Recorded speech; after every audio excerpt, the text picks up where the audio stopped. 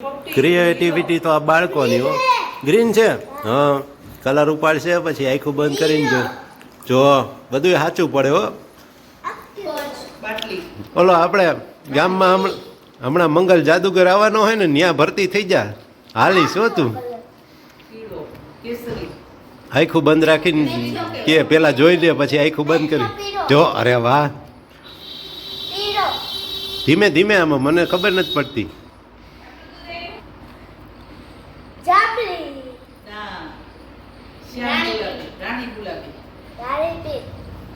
રાણી pink.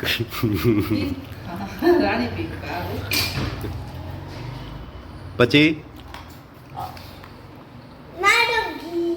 તોડી નાખતો નહીં. હા તું જોયા વગર બોલે આખું બંધ કરીને, જોયા વગર ખબર પડી જાય. આ બાજુ જોઈને બોલ ને. એમ નહીં પણ વેદુ વહી ગઈ તું. તું કે ને. અરે વાહ, જોયા વગર હો, પણ ટેલેન્ટ તો તારામાં જ છે. ખાલી છેલ્લો કલર. વાહ વાહ, સરસ લ્યો મત તો રે આમનો.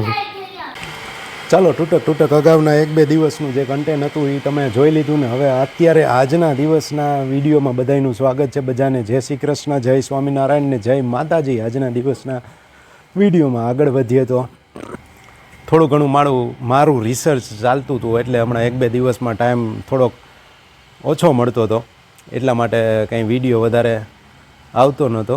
અને કાલે તો સવારમાં જે આરતીનો વિડીયો હતો એમાં માઇકામાં જે લગાવું છું ને મોબાઈલમાં, એ કનેક્ટ કરવામાં કંઈક પ્રોબ્લેમ થઈ ગયો ને તો અવાજ જ ન આવ્યો. એટલે પછી પાછી મને તો ખબર ન પડી. મેં તો 1 વાગે કે એમ જ્યારે જોયું ને, સોરી 1 નહીં પણ 12:30 આજુબાજુ, તો ત્યારે મને ખબર પડી કે આમાં તો વિડીયોમાં થોડેક પછી અવાજ જ નથી. એટલે ઘણીવાર આવું થાય, બને આ તો બધું બની જાય. એટલે પછી ઈચ્છા ન થઈ કે હવે આજે કંઈ નવું કન્ટેન્ટ ક્રિએટ કરીએ. એટલે એવું બધું હતું.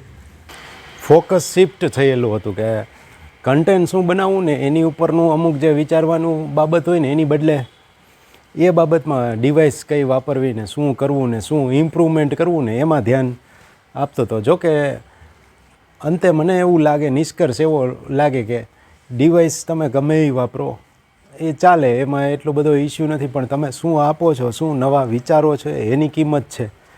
તમે કદાચ સાદી ડિવાઇસથી પણ સારી વાતો ને સારા વિચારો માણસોને મળશે તો એ ડેફિનેટલી એની કિંમત થવાની જ છે ને એની વેલ્યુ થવાની છે. એટલે થોડું ઘણું અમુક ટાઈમે રિયલાઇઝ થાય ને થોડું ઘણું ક્યારેક ભટકાઈ જાય, પણ થોડું ઇમ્પ્રુવમેન્ટ પણ જોઈએ સમય સાથે, એ પણ જરૂરી છે. એટલા માટે એવું થોડુંક હતું. હવે આગળ ફરી પાછું ફોકસ થોડું કરીએ આપણા કન્ટેન્ટ બનાવવામાં. અને સરકારે હવે બહાર પાડ્યું છે કે દિવાળી આવે છે એટલે પ્રદૂષણ ન થાય ને દેકારા ન થાય, એટલા માટે રાતના 8 થી 10 સુધી જ ફટાકડા ફોડવાના. જે ખાલી કાગળ ઉપરનો જ કાયદો છે, કારણ કે આવા ગોંડલ જેવા નાના શહેરમાં તો આ કાંઈ લાગુ ન પડે. મોટા સિટીમાં જ્યાં પોલ્યુશન થતું હોય ને ત્યાં બધે આ થોડુંક લાગુ પડતું હોય, દિલ્હી જેવા શહેરમાં. બાકી લગભગ મને નથી લાગતું ગુજરાતમાં ક્યાંય આવું લાગુ પડે ને કોણ તમને ફોડતા હોય ત્યાં બંધ કરવા આવે. ને ઘણી વખત આમાં થાય એવું કે આવો કાયદો આવે ને એટલે કદાચ પ્રતિબંધ હોય ને એટલે માણસોને એમાં જ મજા આવે કે પ્રતિબંધ હોય ને તો છાનમુના ફોડીને પછી અંદર વહી જાય, ઉલટાની એમાં માણસો મજા કરે. એટલે આવું થાય બધું. કદાચ નહીં ઇનકેસ જો આવું પ્રતિબંધ હોય, માની લ્યો કે જેમ કોરોનામાં બધું થયું હતું, બહાર નીકળવાની મનાઈ હતી, તો એવી રીતે જો આ ફટાકડાનો ખરેખર એવો સ્ટ્રિક્ટ પ્રતિબંધ લાગુ કરવાનો હોય ને પોલીસને બધાને હુકમ કરી દીધો હોય કે તમારે જોવાનું ને જે ફોડતા હોય એને પકડી લેવાના, કે એવું કંઈક દંડ વસૂલવાનું ને એવું કંઈક કર્યું હોય, તો માણસો અત્યારે એવા થઈ ગયા છે ને અડવિતરા કે એ ફોડીને પછી ભાગી જાય, અંદર ભાગી જાય ને ક્યાંક એક ગ્રાઉન્ડમાં ફોડી આવે ને. ટૂંકમાં પોલીસનું કામ વધે જો આવો પ્રતિબંધ અમલમાં લાગુ કરવામાં આવતો હોય તો. પાણીમાં થોડુંક અઘરું કામકાજ થઈ ગયું. આમાં આવતું હતું એ કરી દીધું, એ બંધ કરી દીધું. ઉપર ભરાઈ ગયું, હવે આનો વારો છે. એ ભરાઈ જાય તો એ બંધ કરી દે. 2માંથી 1 મોટર બંધ થઈ ગઈ છે. માપોમાપ થઈ રહે, માપ મેળે થઈ રહે, ભરાઈ રહે ત્યાં વયું જાય. શું તમારો પહેલી વાર આમ એકલા પાણી ભરવાનો વારો આવ્યો પહેલી વાર. તું છો ને તારા ગાઈડન્સ નીચે એમ બાકી ચિરાગને એ ન ખબર હોય પાણી ક્યાંથી આવે છે શું જાય છે કેમ થાય છે. પણ એ બધું તારું ડિપાર્ટમેન્ટ છે ને તું બધું એવું ધ્યાન રાખે છે એટલે પછી મારે બધું ક્યાં પપ્પા રાખવાનું. ભરતા હોય પપ્પાનું હોય હા, તો હું ભરતી હોય મમ્મી ભરતે પણ તમને ન ખબર મને નો જ ખબર એને હોય ક્યારેક મોટાથી ક્યારેક ચાપુય ખબર ન હોય. એ તો છે જ એ થોડુંક એવું તો રે વહી ગયું જો હજી પાણી. હજી આવે જ છે અવાજ આવે છે ત્યાં સુધી આવતું હોય ને.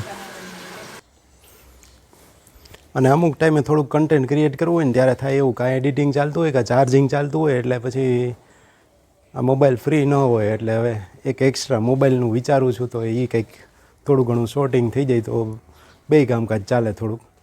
પણ થાય છે એવું કે પછી એક્સ્ટ્રા મોબાઈલથી જે આપણે શૂટ કરીએ મતલબ જે ડેઇલી વ્લોગ ને એવું બધું કરીએ એના વ્યૂઅર્સ બહુ ઓછા છે એટલે પછી એ રીતનું છે ટાઈમ મળે ત્યારે કરતા રહી છીએ તો આવું બધું છે સમય આવે બધું કામ થઈ જાય બહુ આમાં પછી ધૈર્યું ધણીનું થાય હરીનું થાય આપણું તો પછી શું હોય મોજમાં રહે એને જેવું છે. હાલો તો આગળ કંઈ અહીં છે બતાવવા જેવું તો બતાવશું નહીં તો આજનો વિડીયો એટલો જ રાખશું. મળીએ પાછા નવા વિડીયોમાં ત્યાં સુધી વ્યસ્ત રહો મસ્ત રહો ને સાથે તંદુરસ્ત રહો. ચાલો જામફળમાંથી ફાલ ઉતાર્યો પણ હવે આમાં થાય છે એવું કે અમુક જામફળમાં છે ને બે ત્રણ ફાંડા હોય ને એમાંથી ઈયળું નીકળે છે એટલે પ્રોબ્લેમ એ થાય છે. ઓર્ગેનિક જામફળ પ્યોર ઘરના જોઈશું એમાંથી 4માંથી 2 સારા નીકળે તોય ઘણું.